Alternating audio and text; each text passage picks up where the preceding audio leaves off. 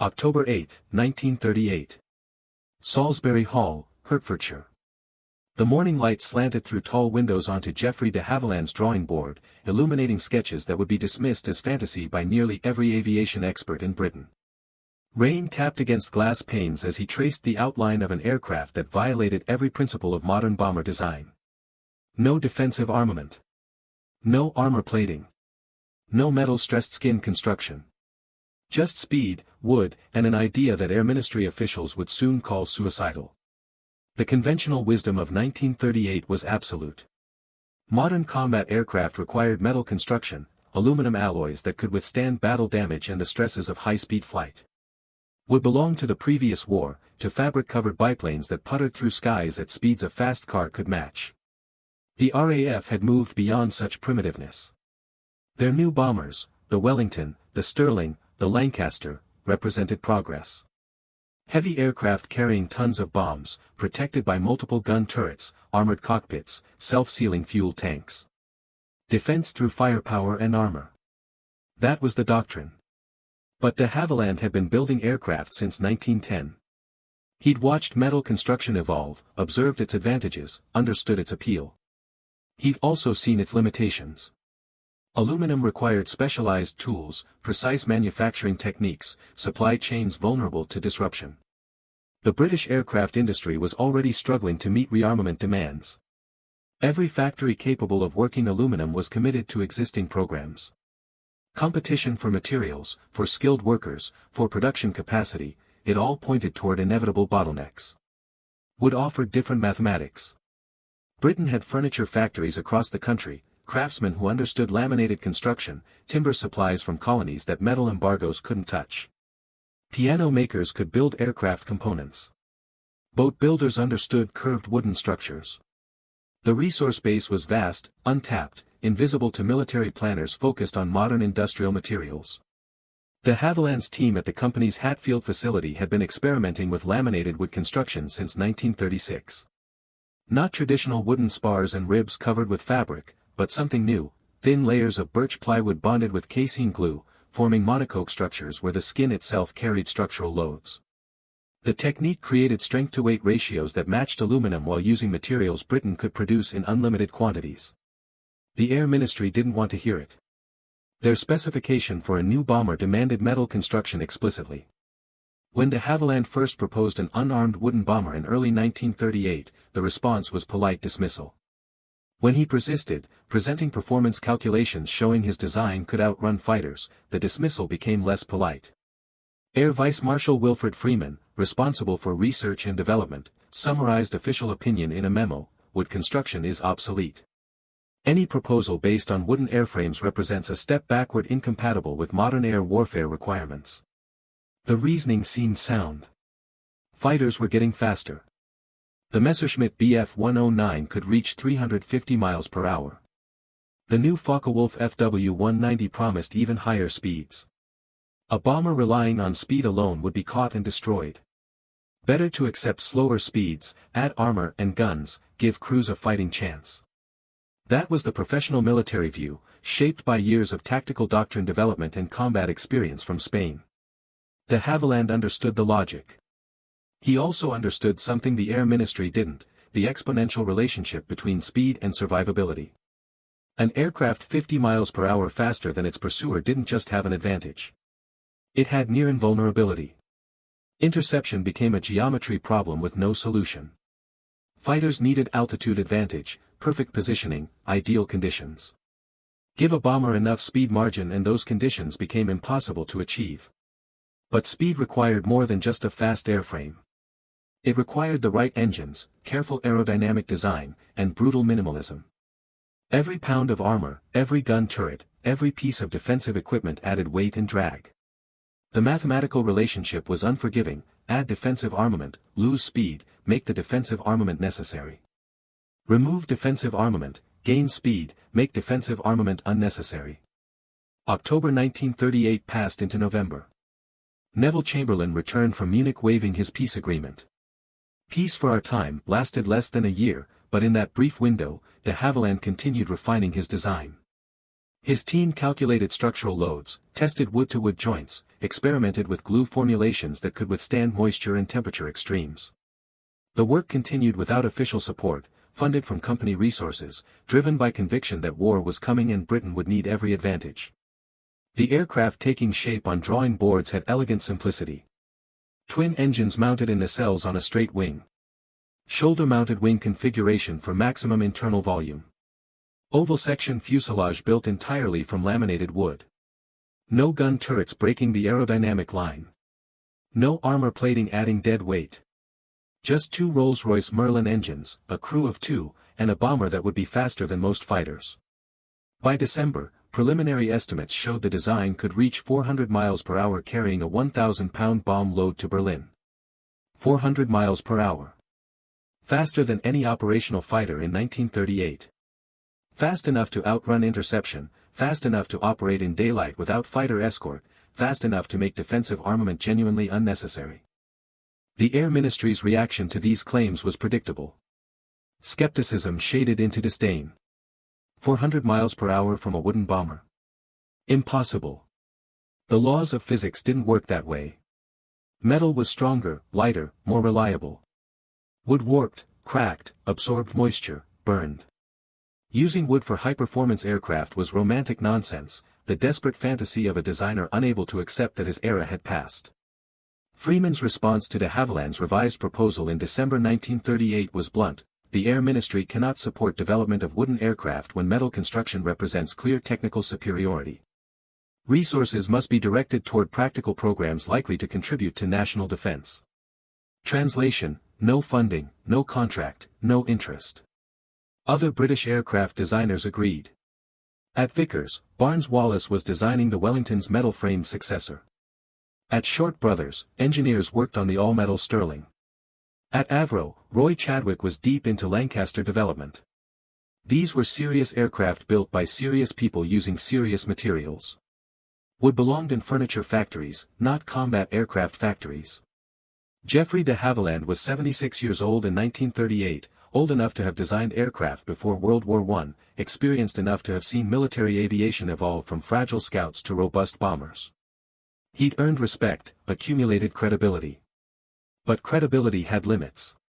Proposing wooden bombers when metal was clearly superior suggested his judgment had deteriorated, that perhaps he should step aside for younger men with fresh ideas based on modern understanding. The mockery was subtle at first, knowing looks exchanged at technical conferences, quiet comments about Geoffrey's wood plane that circulated through aviation circles. The de Havilland Company had produced successful aircraft, but this project seemed like a founder's vanity, an old man clinging to outdated methods he'd used in his youth. What the skeptics didn't understand was that de Havilland wasn't being sentimental. He was being ruthlessly practical. Britain's aircraft production capacity in late 1938 was inadequate for the war everyone knew was coming. Existing manufacturers couldn't expand fast enough. Metal aircraft required specialized knowledge, precise tolerances, complex tools. Training new workers took months. Building new factories took years. Wood changed the equation. It didn't require the same specialized infrastructure. Small workshops could produce components. Skilled craftsmen from furniture making, boat building, even piano manufacturing could transition to aircraft production with minimal retraining. The total industrial capacity Britain could mobilize using wood dwarfed what metal construction allowed. Speed of production mattered as much as speed of flight. A brilliant design that took 2 years to produce in quantity was worthless compared to a good design producible in 6 months. De Havilland understood this in ways Air Ministry procurement officers didn't. They saw material specifications. He saw industrial ecosystems. By January 1939, with war increasingly inevitable, de Havilland made a decision. He would build the aircraft anyway, using company funds, proving the concept before asking for contracts. It was a gamble that could bankrupt the company. Development costs for a new aircraft typically ran to hundreds of thousands of pounds. Without Air Ministry support, every expense came from de Havilland's accounts, every hour of engineering time subtracted from profitable production programs. His chief designer, Ronald Bishop, laid out the risks.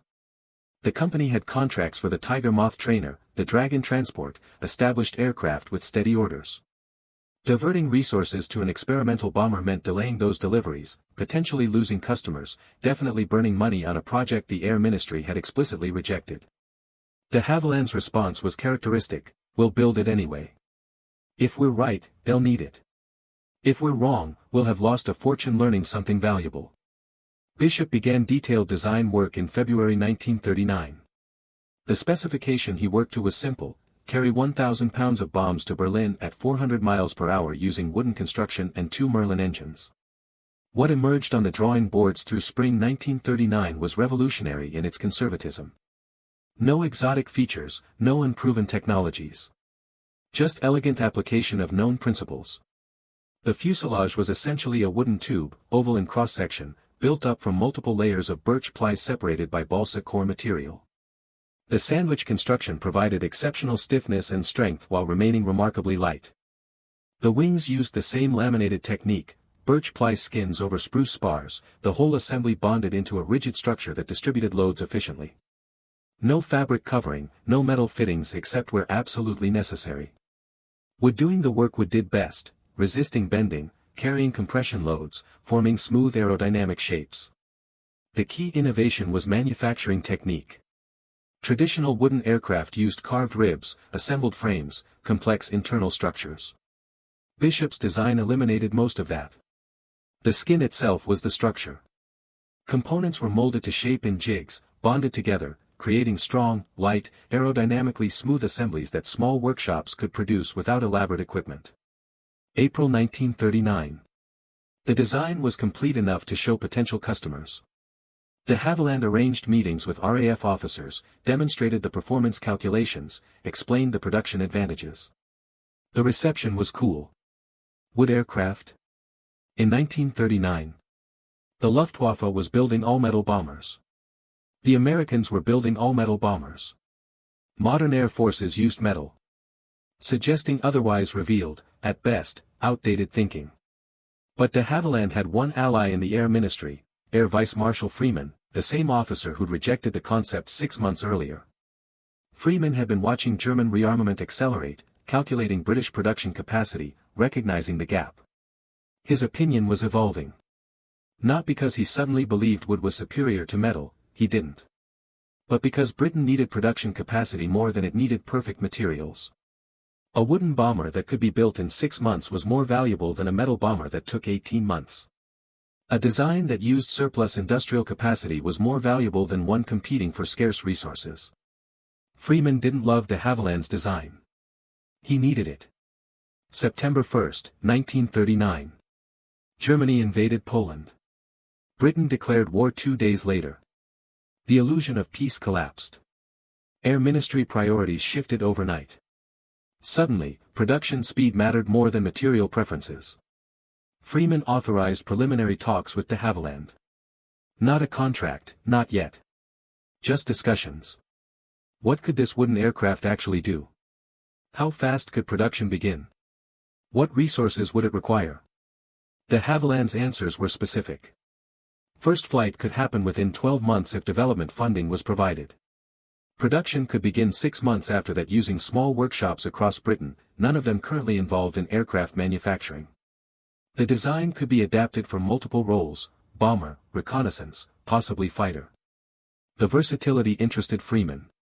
Most aircraft were specialized: bombers bombed, fighters fought, reconnaissance aircraft took photographs. Training pilots, maintaining separate logistics chains, coordinating different aircraft types absorbed enormous resources. An airframe adaptable to multiple roles would simplify everything.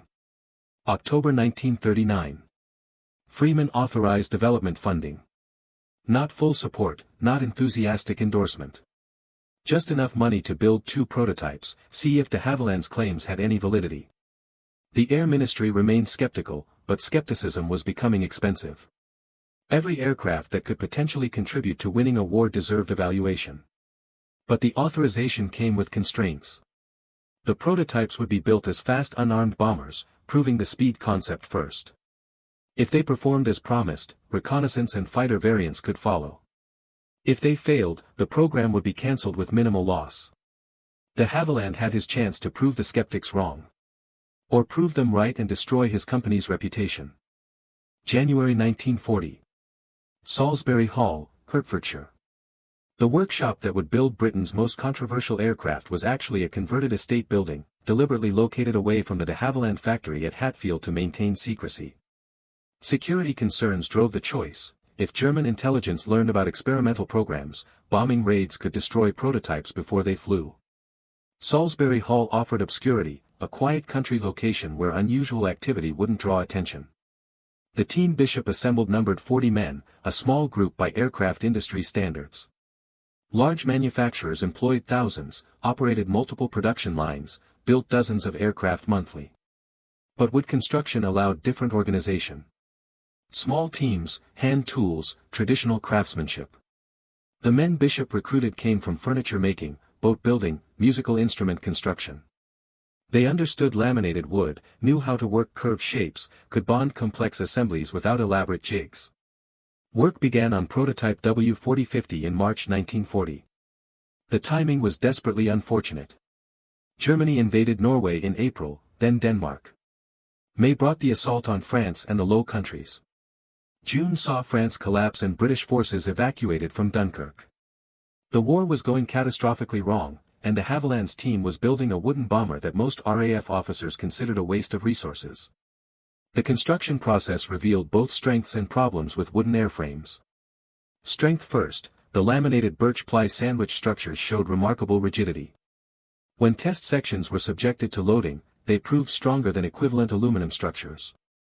The wood's natural dampening properties also reduced vibration, potentially improving crew comfort and equipment reliability. But moisture remained a constant concern. Wood absorbs humidity, swells, distorts. In damp British conditions, dimensional stability required careful control. The casein glue used for bonding had limitations, it weakened when wet, became brittle when dry, required precise mixing and application. Alternative adhesives were tested. Synthetic resins showed promise but weren't yet available in quantity. The wing design presented particular challenges. Bishop's concept called for a one-piece wing running through the fuselage, eliminating conventional center section complexity. But creating a continuous wooden structure 42 feet across required precision jigs, careful alignment, perfect bonding. Any weakness in the center section could cause catastrophic failure. By July, the fuselage was taking shape. The oval cross-section proved easier to manufacture than expected. Former piano makers found the work familiar, laminating thin wood layers, maintaining curves, achieving smooth surfaces. The nose section, where the crew would sit, was assembled from smaller panels, each carefully fitted, bonded, sanded smooth. August 1940. The Battle of Britain began. Luftwaffe bombers attacked airfields, cities, factories. Fighter command fought desperately to maintain air superiority. Every available fighter was committed. Britain was literally fighting for survival, and somewhere in Hertfordshire, 40 men were building a wooden bomber based on calculations that might be completely wrong. The engines arrived in September, 2 Rolls-Royce Merlin XXIs, each producing 1,390 horsepower. The Merlins were the same engines powering Spitfires and Hurricanes, proven, reliable, available. Mounting them in wooden nacelles required careful fireproofing. Engine fires were common, especially under combat damage. Metal nacelles contained fires reasonably well. Wood nacelles could burn through in minutes. The solution was simple, old-fashioned, asbestos insulation, metal fire walls, dedicated extinguisher systems. Nothing sophisticated, but effective. The nacelles also incorporated radiators for cooling, oil systems, fuel lines. Getting everything to fit while maintaining aerodynamic cleanliness took weeks of detailed work. October brought the first complete assembly. W4050 sat in Salisbury Hall's main space looking simultaneously modern and anachronish. The shape was sleek, purposeful, shoulder-mounted wing, streamlined fuselage, clean lines unmarred by gun turrets. But the surface was yellow, the natural color of untreated birch plywood. It looked like furniture, not a weapon. November 25, 1940. First flight. Geoffrey de Havilland himself would conduct the test, a decision that said everything about his confidence, or his understanding of what was at stake. If the aircraft failed catastrophically, killing the company founder, the program would end instantly. His willingness to fly it personally suggested he believed the calculations, trusted the construction. The morning was cold, overcast. W-4050 was transported by road from Salisbury Hall to Hatfield Airfield, a nervous journey given the aircraft's wooden construction and the rough roads. Mechanics conducted final checks, control surfaces, engine runs, fuel systems. Everything appeared normal, but appeared normal and actually normal were different things when dealing with an aircraft that violated conventional construction wisdom. At 10:15 a.m., de Havilland climbed into the left seat. John Walker, the company's chief test pilot, occupied the right seat. 2 Merlins were started, running smoothly, gauges showing normal pressures and temperatures. The aircraft taxied to the runway, surprisingly light on its wheels, the wooden structure flexing noticeably as it rolled over bumps. Takeoff was scheduled for 10:30. De Havilland advanced throttles, Merlins roaring to full power. W-4050 accelerated rapidly, much faster than conventional bombers. At 95 miles per hour, the aircraft lifted off, climbing smoothly, landing gear retracting into nacelles. First flight, the moment when theory became reality or catastrophic failure. The next 40 minutes would determine whether de Havilland's gamble was visionary or delusional. W-4050 climbed to 10,000 feet, leveled off, began speed runs. At cruise power, indicated airspeed showed 315 miles per hour. Not the 400 promised, but promising. Full throttle pushed the speed to 348 miles per hour, faster than most fighters operational in 1940. But the real test was handling. Bombers were typically stable, ponderous, designed for steady flight in formation. Fighters were agile, responsive, designed for violent maneuvering. W-4050 was supposed to be a bomber, but it handled like something else entirely. Light on controls, quick to respond, surprisingly maneuverable.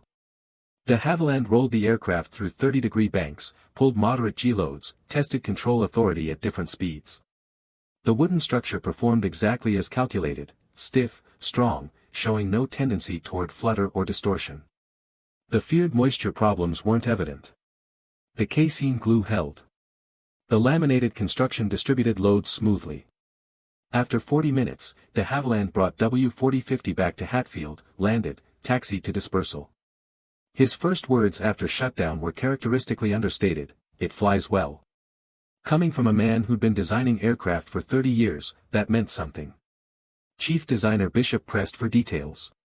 Speed? Good. Handling? Excellent. Problems? Minor control harmonization issues, easily corrected. But the fundamental concept, wooden construction, unarmed speed, minimal crew, all of it worked. Within days, test reports reached the Air Ministry. Freeman read them with satisfaction, not vindication exactly, but validation that his gamble hadn't been completely irresponsible. The aircraft performed close to specification, suggesting production versions might actually achieve the promised 400 miles per hour. December brought continued testing. Speeds improved as engines were properly run in and minor drag sources eliminated. By month's end, W-4050 was achieving 370 miles per hour in level flight, 380 in shallow dives. Still not the full 400, but close enough to demonstrate the concept's viability. January 1941. Air Ministry placed a contract for 50 production aircraft. Not a massive order, not a vote of confidence in wooden construction. Just hedging bets, ensuring that if the design proved valuable, production capacity would exist. The contract specified 3 variants, a bomber version, a photographic reconnaissance version, and potentially a fighter version. The decision to develop a fighter variant attracted particular skepticism. Wooden fighters? Fighters required agility, ruggedness, the ability to absorb battle damage. Metal construction provided those qualities. Wood seemed inherently unsuitable, too fragile, too vulnerable to cannon fire. But Freeman saw different mathematics. A wooden fighter meant additional production capacity outside existing manufacturers. It meant using resources not currently committed to Spitfire or Hurricane production. Even a mediocre wooden fighter would be valuable if it freed up factory capacity for better metal fighters. The bomber version received designation Mosquito B.4. The name was deliberate. Mosquitoes were annoying, persistent, difficult to swat. The choice suggested someone in the Air Ministry had a sense of humor about this unconventional aircraft. Spring 1941 brought expanded testing. W-4050 demonstrated remarkable versatility. Load the bomb bay with fuel tanks, and range extended to 1,800 miles. Remove bombs entirely, install cameras, and you had a reconnaissance aircraft capable of photographing targets no other British aircraft could reach. Mount cannons in the nose, add radar, and you had a night fighter faster than anything the Luftwaffe could field. The wooden construction that had seemed like a liability was revealing itself as an advantage.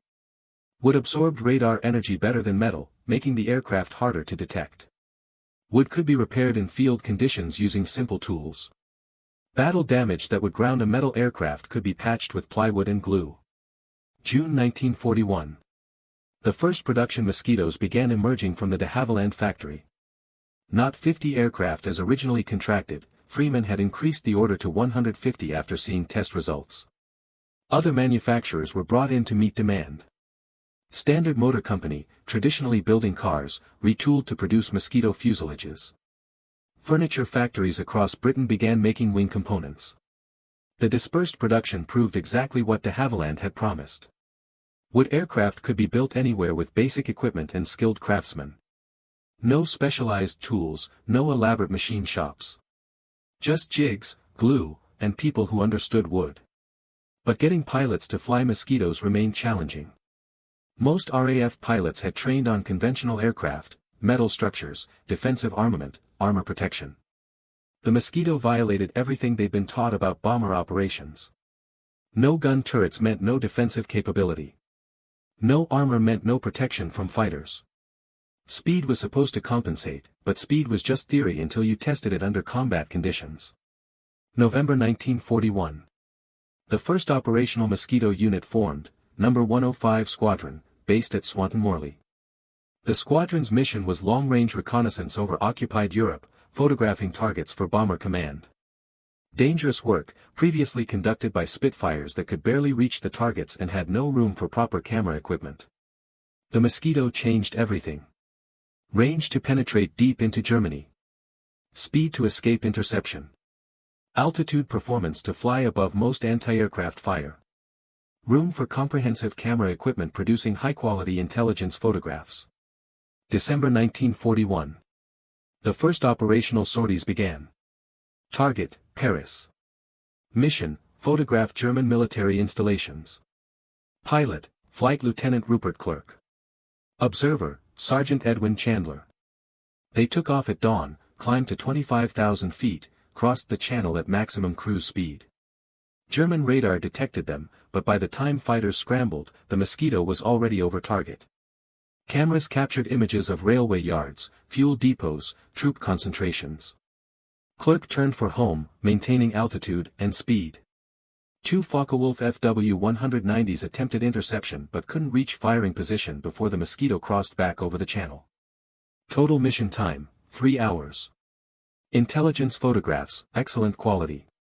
Combat damage, 0. Fighter opposition, ineffective.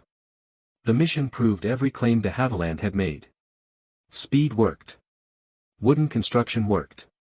The unarmed bomber concept worked. Within weeks, demand for Mosquitoes exploded. Bomber Command wanted them for precision attacks. Fighter Command wanted them as night fighters. Coastal Command wanted them for maritime reconnaissance. Everyone wanted Mosquitoes because they could do things no other aircraft could do. But production remained limited. Building wooden aircraft might not require specialized factories, but it still required time, skilled workers, quality materials. The casein glue remained problematic, temperature-sensitive, moisture-sensitive, occasionally failing under stress. February 1942 brought a potential solution, synthetic resin adhesives developed by chemical companies investigating alternatives to natural glues.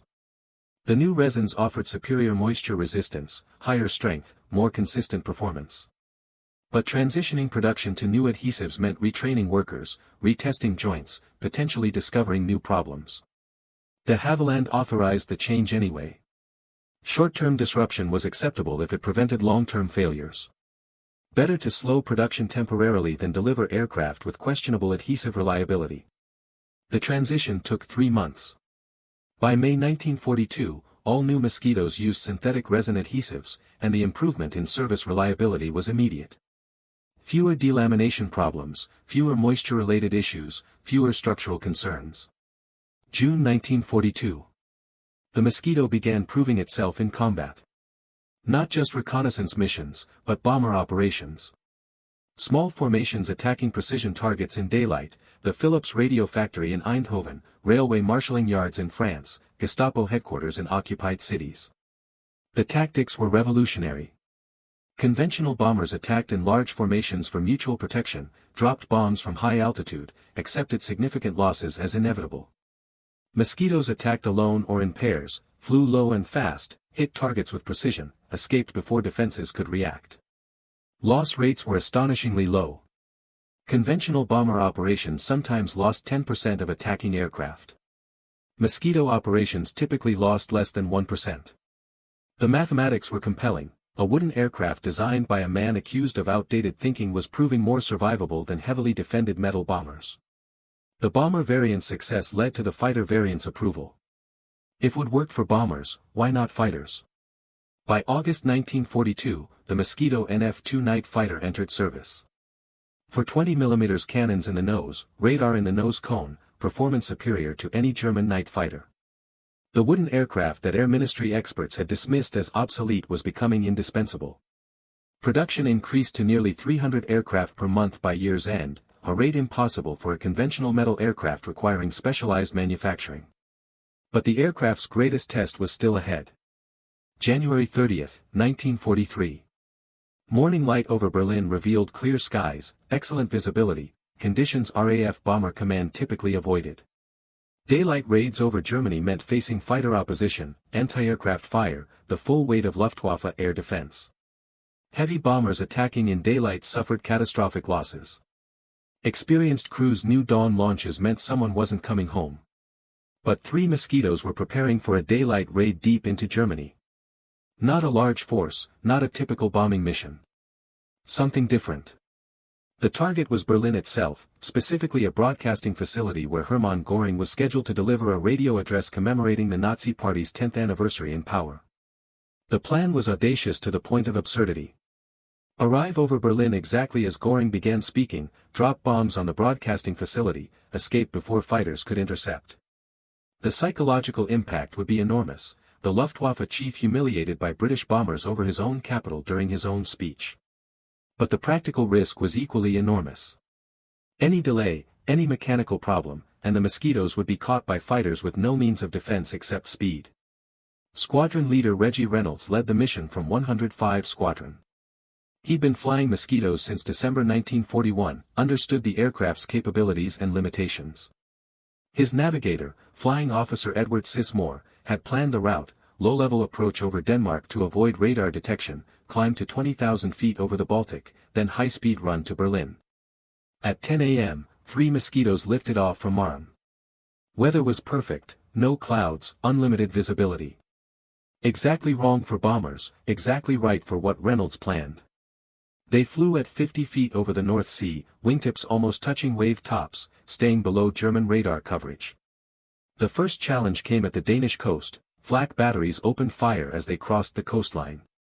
But at 300 miles per hour and 50 feet altitude, accurate anti-aircraft fire was nearly impossible.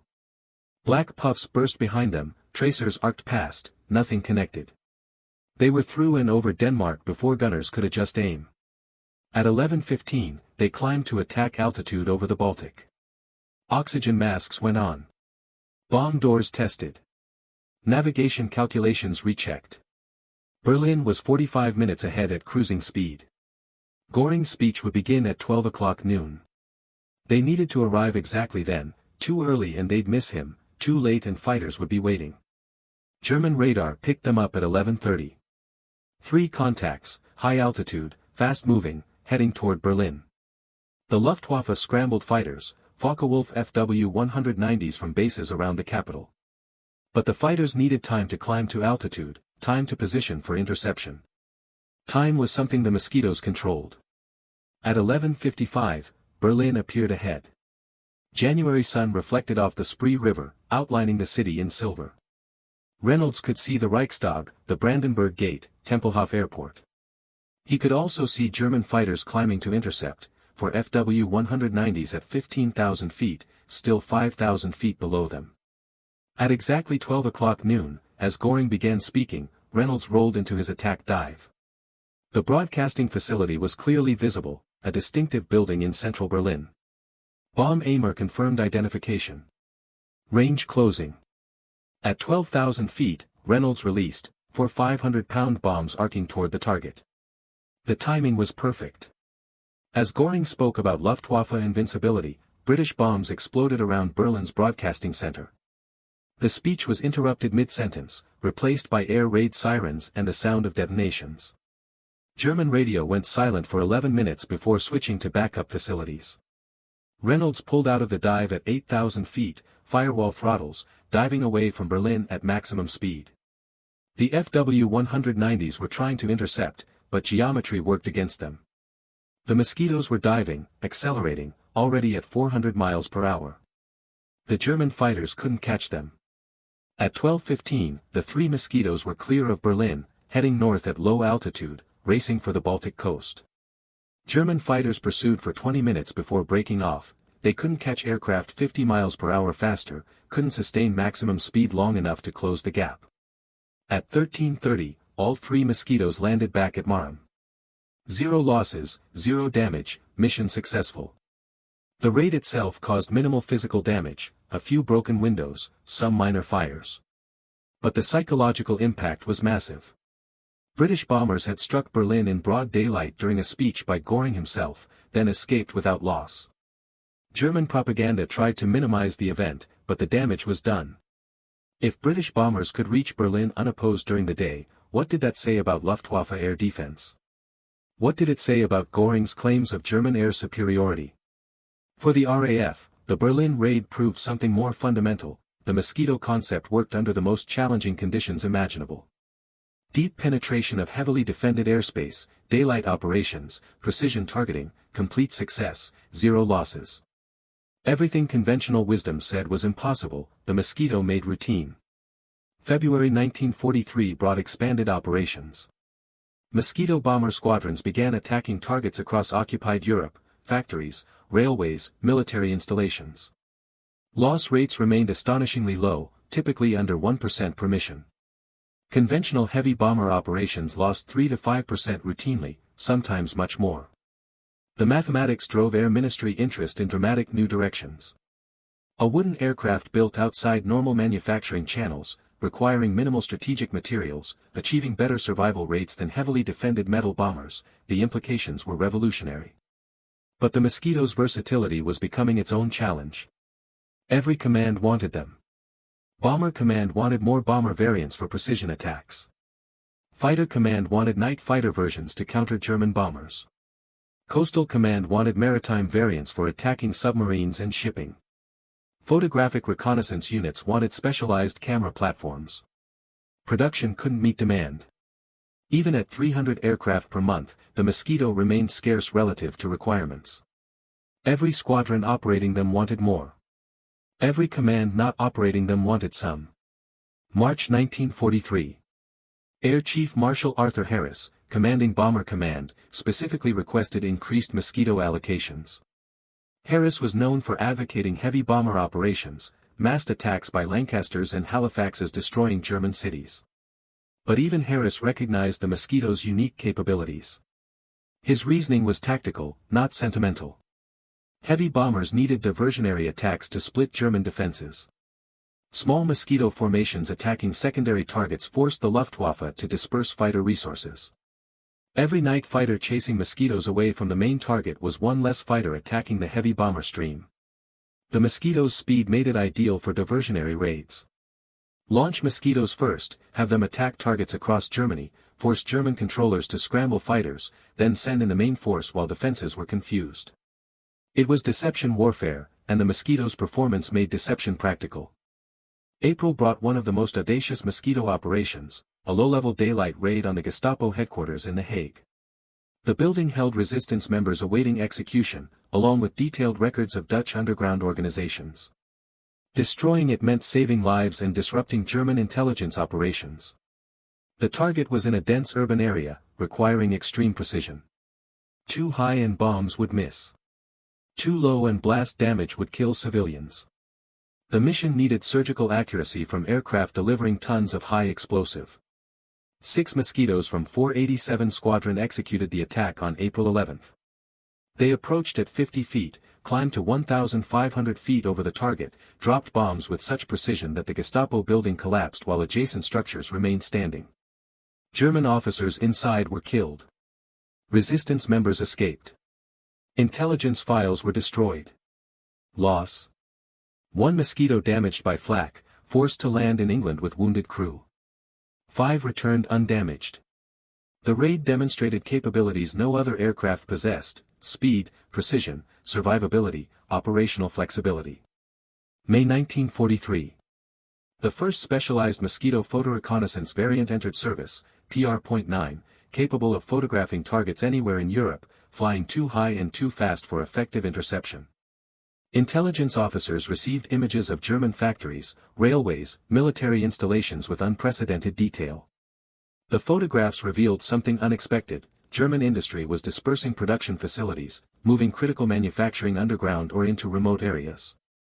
Allied bombing was working, forcing adaptation. But adaptation could be countered with better intelligence, better targeting, more precision attacks.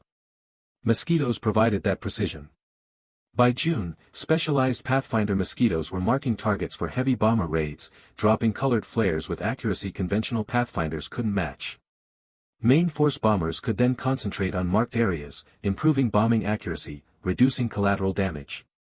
The wooden aircraft dismissed as obsolete had become central to RAF operations.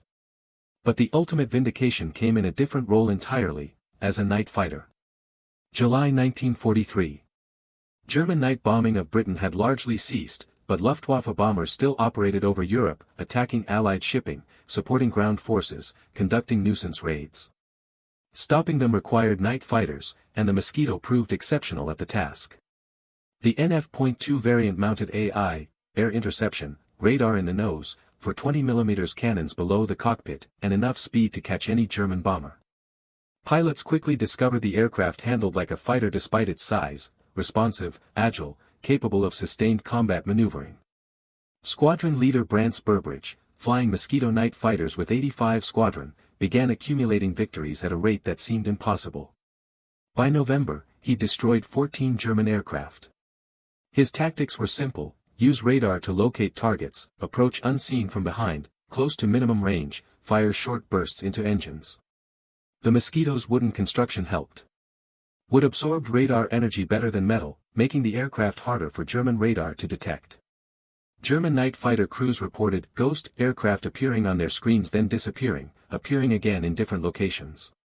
They were detecting Mosquito intruders, but the wooden airframes produced weak radar returns that confused German radar operators.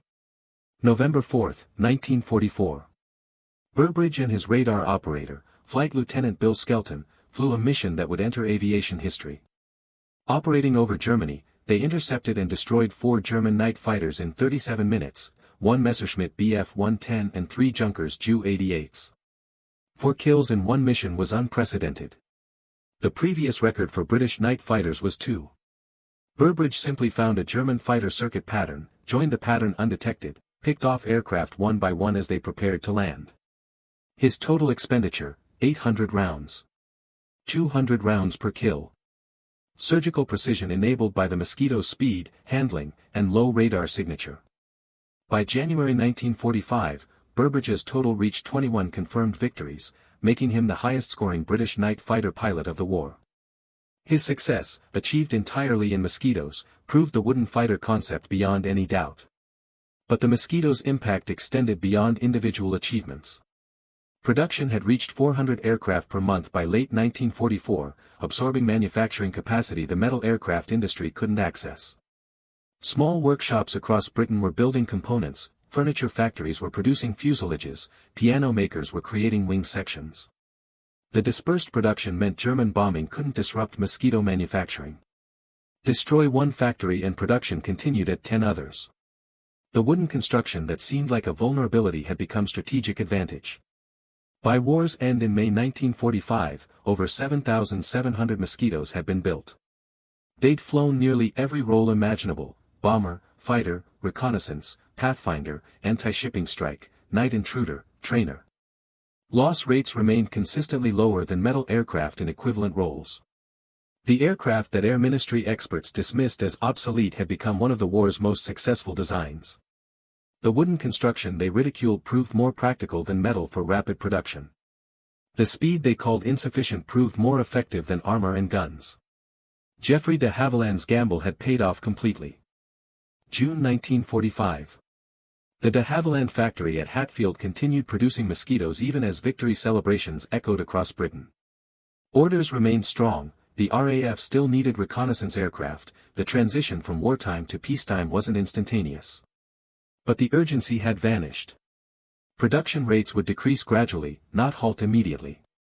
Geoffrey de Havilland walked through the factory floor, now 77 years old, watching wooden components take shape under craftsmen's hands. The machines were the same ones used in 1942, the techniques unchanged, the materials familiar. Wood, glue, simple tools. He'd been right about industrial capacity, about production flexibility, about materials that conventional wisdom had abandoned. The vindication should have been satisfying. Instead, it carried undertones of sadness. Over 7,700 mosquitoes built meant over 7,700 aircraft sent into combat. Not all returned. Somewhere around 600 were lost to enemy action, accidents, or operational hazards. Each loss meant 2 crew members, pilots, navigators, radar operators who trusted their lives to wooden airframes.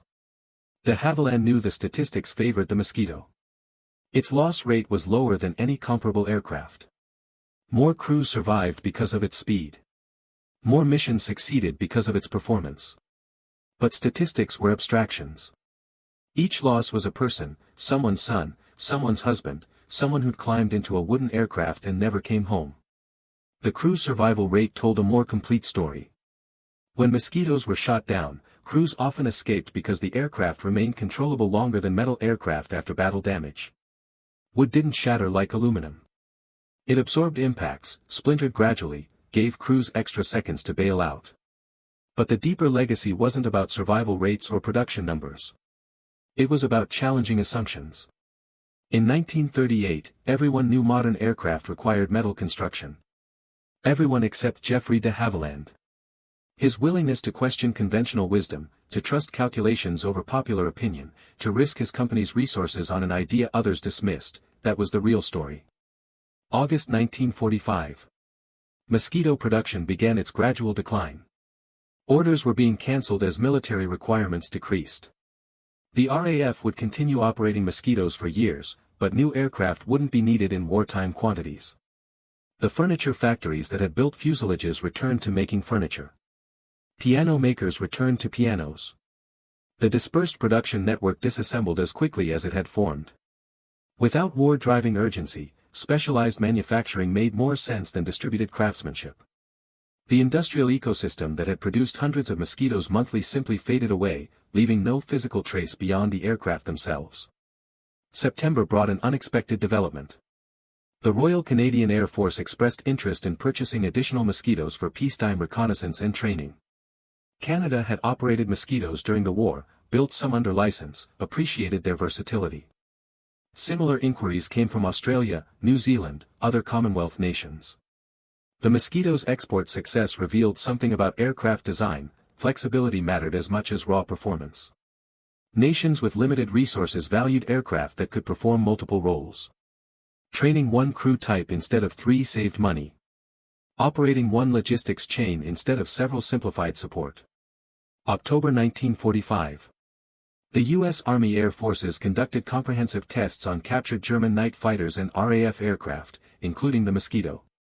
American analysts were particularly interested in the wooden construction. Could similar techniques be applied to American aircraft production? Their conclusion was diplomatically phrased: the de Havilland Mosquito represents successful exploitation of non-critical materials for tactical aircraft construction. Its performance demonstrates that wooden airframes can equal or exceed metal construction in specific applications.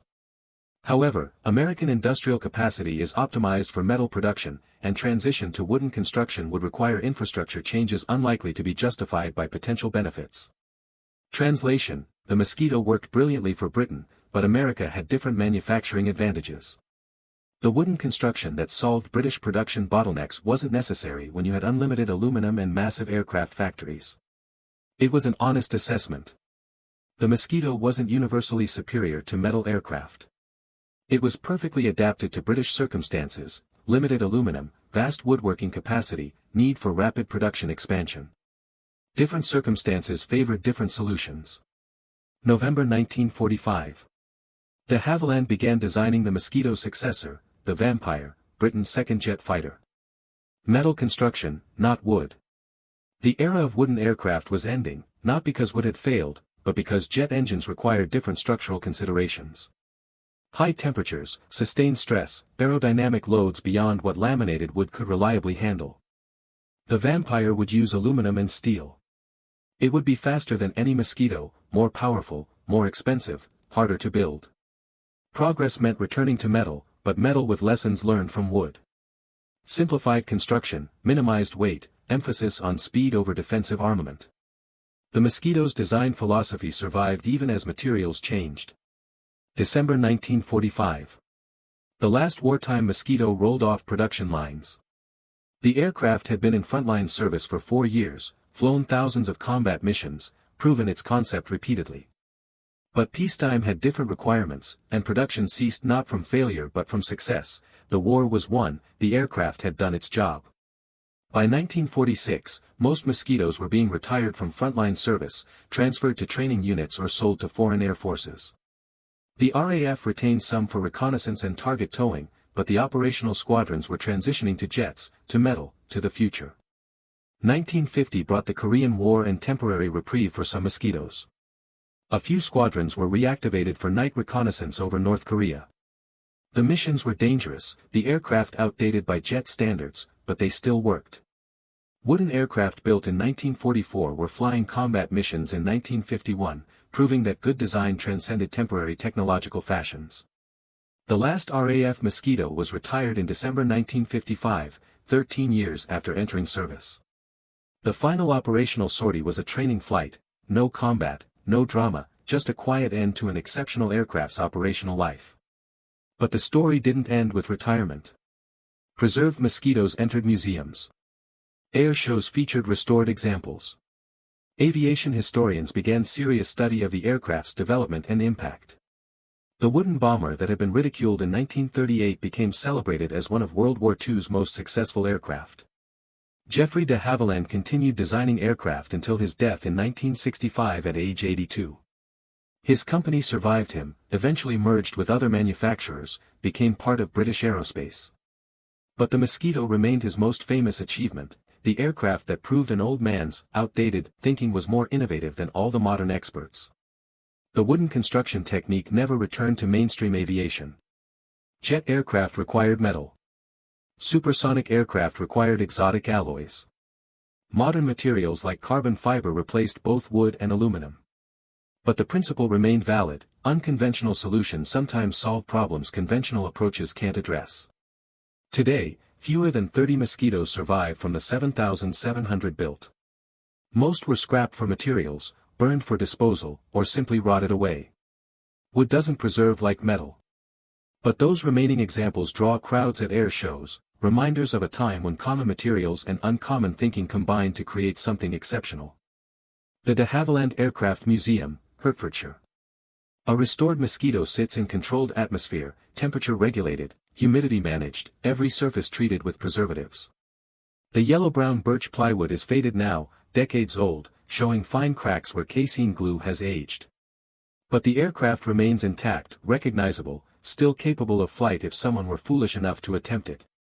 Museum visitors circle the aircraft slowly, touching the wooden skin where allowed, trying to understand how something built from furniture materials could outperform metal bombers. Children ask if it's real or a replica. The wooden construction seems wrong, too fragile for combat, more like a large model than an actual wartime aircraft. The museum guide explains patiently. Yes, it's real. Yes, it's made from wood. No, that didn't make it weak. The laminated birch plywood was stronger than aluminum of equivalent weight. The structure worked because de Havilland understood materials properly, calculated loads carefully, designed intelligently. But the deeper story isn't on display. Museums show the artifact, not the context. They preserve the aircraft, not the skepticism it overcame, not the production network it enabled, not the lives it saved through speed rather than armor.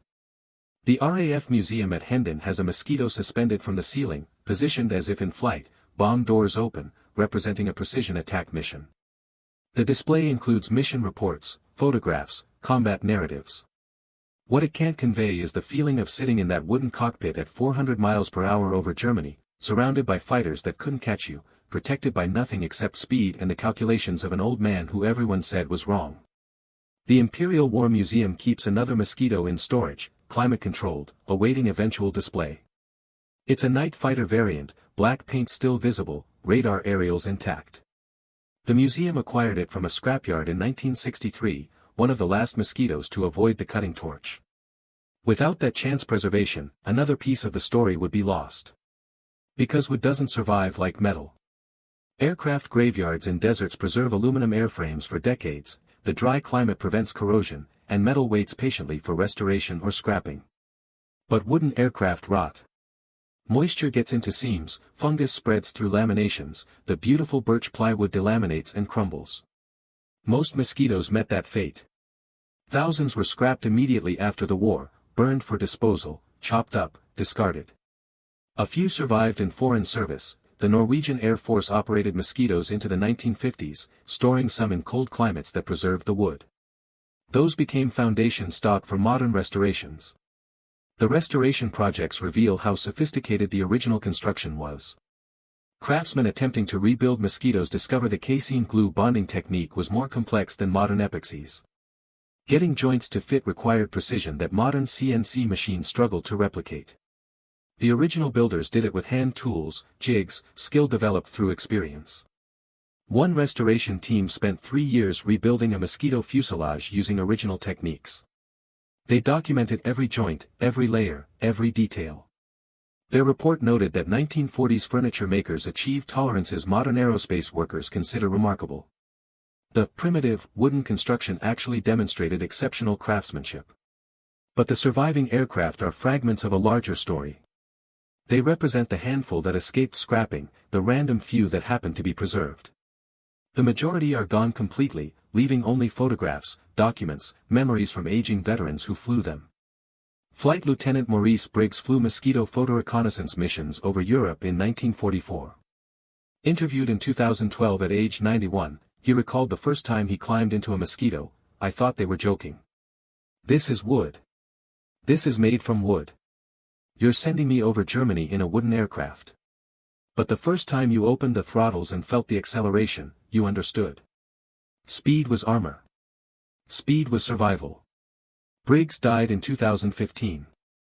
His memories died with him, specific details of missions, the feeling of combat, fear managed through routine, relief at returning.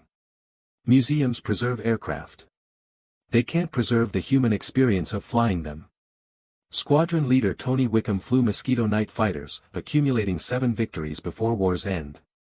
Asked in 2008 why the Mosquito succeeded, he said simply, "It did what it was designed to do." Sounds obvious, but most aircraft don't. They compromise, they adapt, they try to be something they're not. The Mosquito was honest. It was fast, and everything else followed from that. Wickham's observation captured something essential. The Mosquito succeeded because Geoffrey de Havilland understood what the aircraft needed to be, then designed exactly that without compromise. No defensive armament because defensive armament reduced speed. No armor because armor added weight. No apologies for using wood because wood enabled rapid production. The honesty extended to limitations. The Mosquito couldn't carry heavy bomb loads like a Lancaster. Couldn't defend itself like a B-17. Couldn't absorb battle damage like a metal aircraft. But it didn't need to do those things. It needed speed, and speed solved problems those other capabilities couldn't address. Modern aviation students study the Mosquito as a case study in lateral thinking. When conventional solutions hit limitations, unconventional approaches become viable. When everyone agrees on the correct answer might be wrong. When experts declare something impossible, check their assumptions. The lessons extend beyond aviation. Innovation requires questioning orthodoxy. Progress means accepting that current methods might not be optimal. Success demands willingness to risk reputation, resources, credibility on ideas others dismiss. Geoffrey de Havilland risked everything on his wooden bomber. If it had failed, he would have been remembered as a brilliant designer whose judgment deteriorated with age, who wasted company resources on a fundamentally flawed concept. Instead, he's remembered as the man who proved experts wrong, who trusted calculations over consensus, who built one of World War II's most successful aircraft from materials everyone said were obsolete. The final irony is that wooden aircraft construction genuinely was obsolete, just not in 1938. By 1950, jets had replaced piston engines, and wooden airframes couldn't handle jet stresses. Metal construction became universal. The experts were right about the trend, wrong about the timing. De Havilland found the window where wood still worked, exploited it brilliantly, then moved on when circumstances changed. That flexibility, recognizing when unconventional solutions are temporarily superior, implementing them before conventional wisdom catches up, then abandoning them when conditions shift, that was genius. Not stubborn attachment to outdated methods, but tactical opportunism grounded in clear understanding of materials, production, and tactical requirements. The surviving mosquitoes in museums represent that moment of tactical brilliance frozen in time. Visitors see wooden aircraft and think, primitive. They should think, perfectly adapted. The wood wasn't a compromise. It was the solution, for Britain, in 1941, facing specific production challenges and tactical requirements. The aircraft that seemed like a step backward was actually a leap forward. There's a photograph from October 1943 showing Geoffrey de Havilland standing beside a Mosquito at Hatfield. He's 75 years old, wearing a suit and tie, one hand resting on the wooden fuselage. His expression is difficult to read, satisfaction perhaps, or vindication, or maybe just quiet acknowledgement that he'd been correct when everyone else was wrong. The photograph doesn't show the years of mockery he'd endured. The Air Ministry officials who dismissed his proposals as impractical nostalgia. The aviation experts who'd explained patiently why would belong to aviation's past, not its future. The pilots who'd initially refused to fly wooden aircraft, certain they were death traps. What the photograph does show is the aircraft itself. Clean lines, purposeful form, the yellow-brown plywood unmistakable even in black and white. Behind it, more mosquitoes in various stages of assembly. The factory floor extending into the distance, wooden components everywhere, craftsmen working with tools that hadn't changed significantly since the previous century. This was modern warfare conducted with traditional materials. High technology enabled by low technology. Innovation achieved through simplification rather than complexity. Every principle the industrial age had established about progress, more sophisticated materials, more complex manufacturing, more specialized knowledge, the Mosquito contradicted. And it worked. The success contained uncomfortable implications. If wooden aircraft could outperform metal aircraft, what other outdated technologies might still be viable? If distributed craftsmanship could exceed centralized manufacturing, what did that say about industrial efficiency? If simplification could beat sophistication, was the entire trajectory of technological progress misguided? The answer, of course, was contextual. Wood worked for Britain in 1941 because Britain had specific advantages and limitations. Vast woodworking capacity, limited aluminum, need for rapid production expansion. Different circumstances would favor different solutions. The Mosquito's success didn't invalidate metal construction, it demonstrated that material choice should be driven by tactical and industrial requirements, not assumptions about modernity. But contextual lessons are difficult to learn. Humans prefer absolute principles. Modern is better than traditional, complex is superior to simple, specialized beats generalized. The Mosquito proved those principles wrong in specific circumstances, and specific circumstances are where wars are fought and won. The deeper lesson was about innovation itself. Real innovation isn't adding complexity. It's recognizing when simplification solves problems complexity can't address. De Havilland didn't invent new materials or revolutionary techniques. He simply used existing materials and proven techniques in ways contemporary thinking had abandoned. That required confidence. Confidence to trust calculations when everyone else trusted conventional wisdom. Confidence to risk reputation and resources on an idea the establishment rejected. Confidence to continue when the easy choice was stopping, when cancellation would have saved face and money. Where did that confidence come from? Partly from experience, 30 years of aircraft design taught de Havilland what worked and what didn't. Partly from necessity, Britain needed production capacity, and Wood provided it. But mostly from clarity of thought uncluttered by assumptions about what modern meant. The aviation industry in 1938 had collectively decided metal represented progress. The decision wasn't irrational, metal did offer advantages. But the unanimity of that decision created blindness to alternatives. When everyone agrees, questioning the consensus becomes professionally risky. De Havilland questioned anyway. His questioning wasn't reflexive contrarianism. He didn't oppose metal construction because he disliked conformity. He opposed it because he'd calculated that wood offered specific advantages Britain needed. The nonconformity was instrumental, not ideological. He used wood when wood made sense, happily returned to metal when circumstances changed. That pragmatic flexibility is rare. Most innovation comes from true believers convinced their approach is universally superior. The Mosquito came from an engineer who understood his approach was contextually superior, better for specific circumstances, not better in absolute terms. The distinction matters. True believers push innovations past their utility, trying to force universal application. Pragmatists recognize when circumstances change, when advantages disappear, when it's time to move on. De Havilland designed wooden aircraft in 1940, jet aircraft in 1945.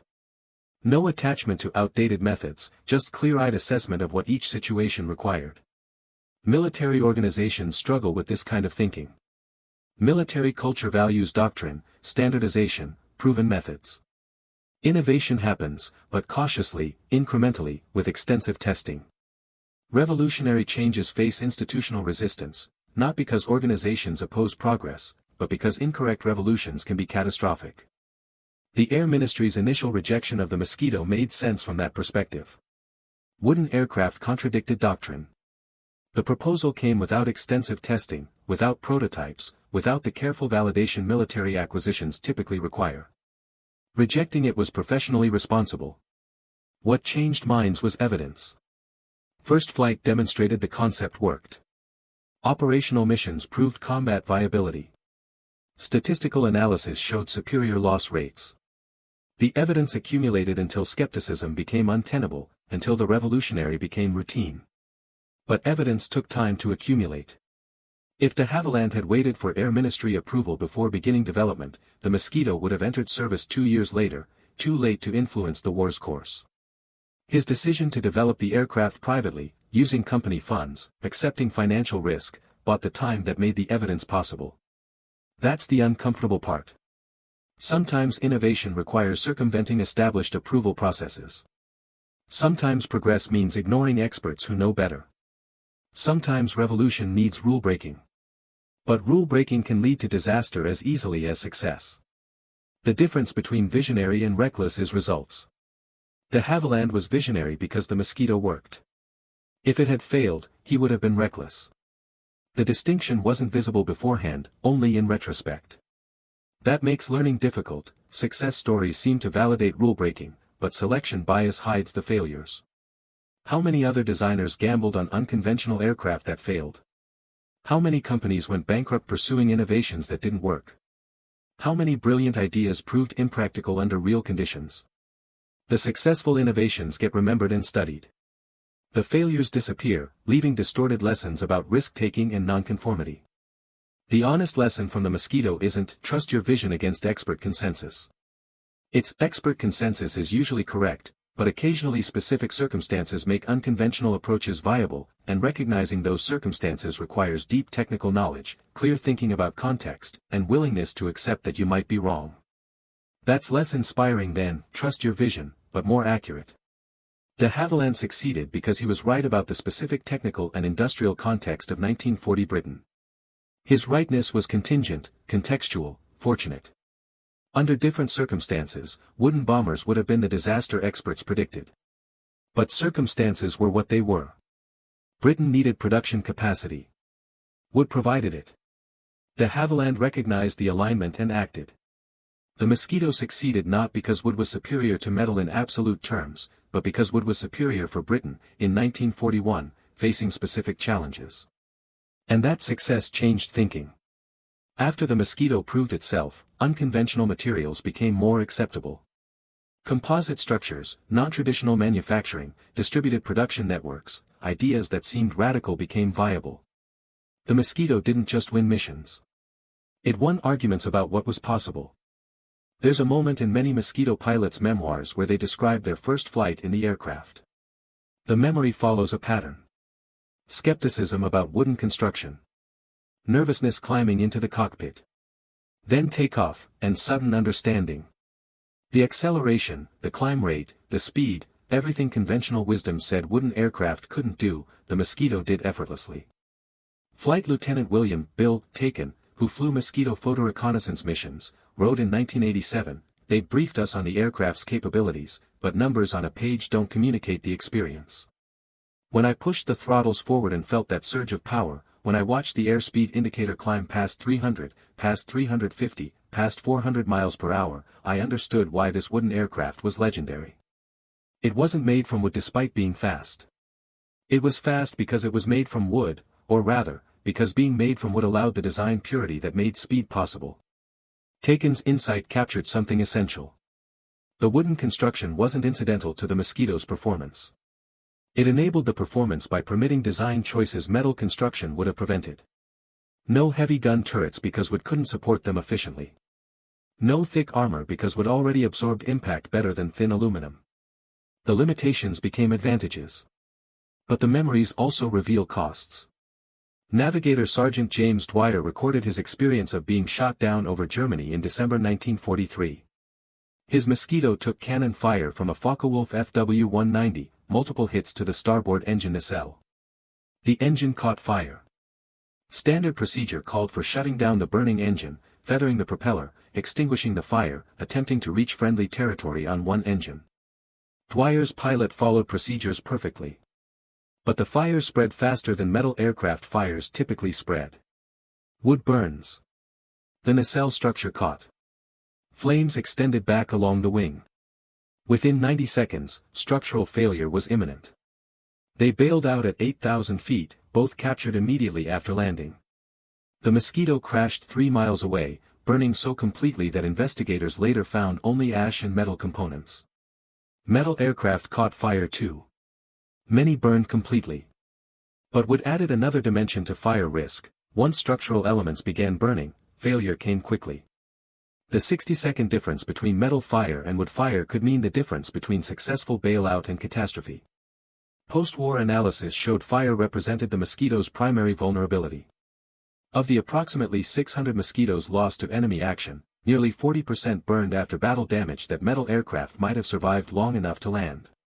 The speed that made them hard to hit couldn't help if hits occurred in fuel tanks or engines. Designers knew this during development. The decision to use wood despite fire risk was calculated. Higher speed reduced hit probability more than fireproofing reduced fire consequences. The mathematics favored wood, but mathematics didn't comfort crews burning in wooden aircraft. The survivors carried those memories. Squadron leader Peter Carter, Mosquito pilot with 11 missions over Germany, described a mission where his starboard engine fire spread to the nacelle structure. He managed to extinguish it, limped home on one engine, landed safely. But the smell of burning wood stayed with him, a visceral reminder that the aircraft protecting him through speed was also profoundly flammable. Did this mean the Mosquito design was flawed? No. It meant the design involved trade-offs, as all designs do. Speed for fire resistance. Maneuverability for armor. Production ease for material durability. Every advantage came with corresponding vulnerability. The survivors understood this intellectually but lived with it emotionally. Flying wooden aircraft over Germany meant trusting that superior speed would prevent hits. Most times, it did. But not always. And when it didn't, consequences could be catastrophic in ways metal aircraft avoided. Post-war interviews with Mosquito crews reveal complex attitudes toward their aircraft.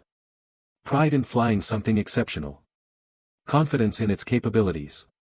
But also awareness of fragility, understanding that the beautiful wooden structure was one incendiary round away from becoming a torch. Compare that to Lancaster crews' attitudes.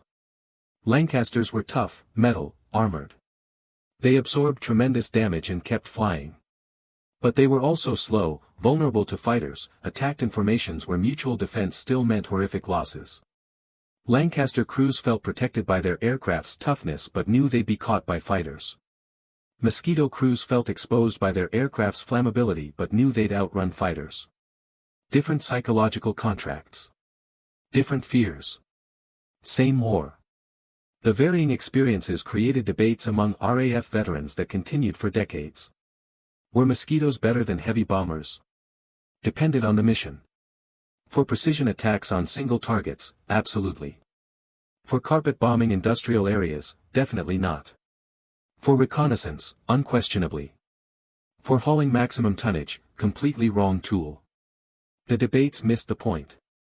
The Mosquito wasn't better or worse than heavy bombers. It was different, suited for different purposes, valuable because it could do things Lancasters couldn't. The RAF needed both, mass raids by heavy bombers, precision strikes by Mosquitoes. What the Mosquito proved definitively was that wooden aircraft could be tactically valuable in modern warfare. That sounds like faint praise, but it represented revolution. Before the Mosquito, wooden construction was assumed obsolete. After the Mosquito, it was proven viable under specific circumstances. That shift in thinking had consequences beyond aviation. If wooden aircraft worked, what about wooden ships? Wooden vehicles? Wooden structures? World War II saw extensive use of wooden landing craft, wooden bridges, wooden fortifications, all enabled partly by the Mosquito demonstrating that modern warfare hadn't rendered traditional materials useless. The lesson was about assumptions. Modern isn't necessarily better. Complex isn't inherently superior. Progress isn't unidirectional. Sometimes the future looks like the past using current knowledge. The Mosquito looked backward to wooden construction but used that construction forward-thinking ways, laminated structure, monocoque design, aerodynamic refinement. It was simultaneously ancient and modern, traditional and revolutionary, simple and sophisticated. That contradiction was the point.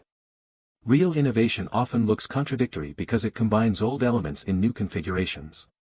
The Mosquito's innovation wasn't wood, wood was ancient. The innovation was using wood the way modern engineering principles suggested it should be used, which nobody else had attempted because they'd assumed wood was obsolete. Geoffrey de Havilland's genius was recognizing that obsolete materials could be modern if applied intelligently. That sounds obvious in retrospect. But in 1938, it was heresy.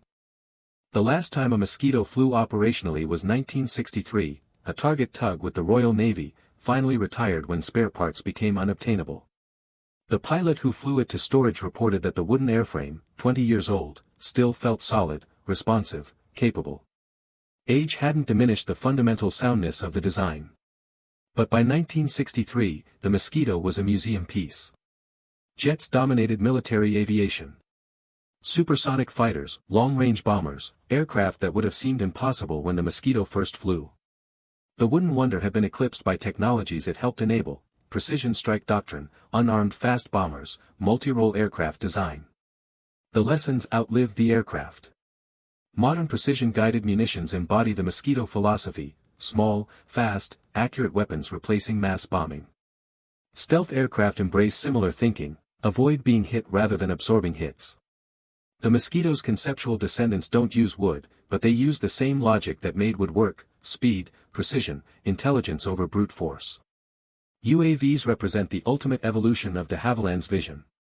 Unmanned reconnaissance aircraft following exactly the mission profile Mosquito photo reconnaissance units pioneered. Fast, unarmed, relying on performance to avoid interception. The technology changed. The thinking didn't. That's legacy, not the specific aircraft, but the principles it demonstrated. Question assumptions. Match technology to requirements.